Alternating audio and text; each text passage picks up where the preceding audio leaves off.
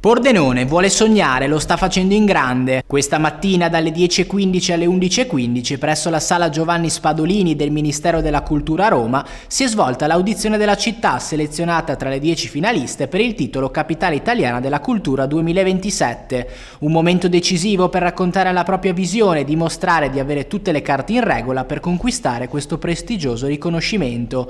Durante la presentazione i rappresentanti della candidatura hanno ribadito con forza un concetto chiaro. Pordenone non vuole restare provinciale, vuole crescere, diventare grande, affermarsi come un punto di riferimento culturale nel panorama nazionale. Pordenone e la sua provincia 60 anni fa era un territorio povero, depresso, prevalentemente agricolo.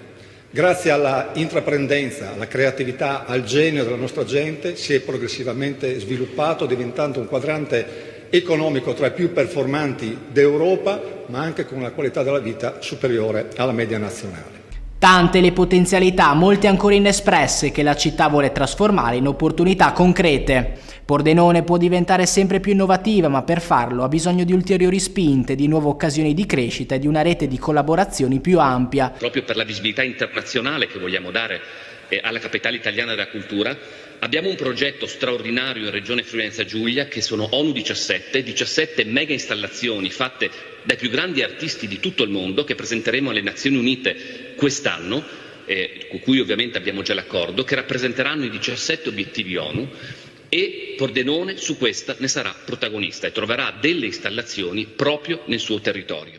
Ora resta solo da attendere. Lunedì 10 marzo verrà annunciata la città vincitrice, che riceverà un finanziamento di 1 milione di euro per realizzare le iniziative delineate nel dossier. L'audizione è andata bene, i commissari, devo dire, sono rimasti colpiti e sorpresi dal nostro dossier. Un dossier che è riuscito a sorprendere, appunto, ma non c'è solo la visione, c'è anche la concretezza dei progetti.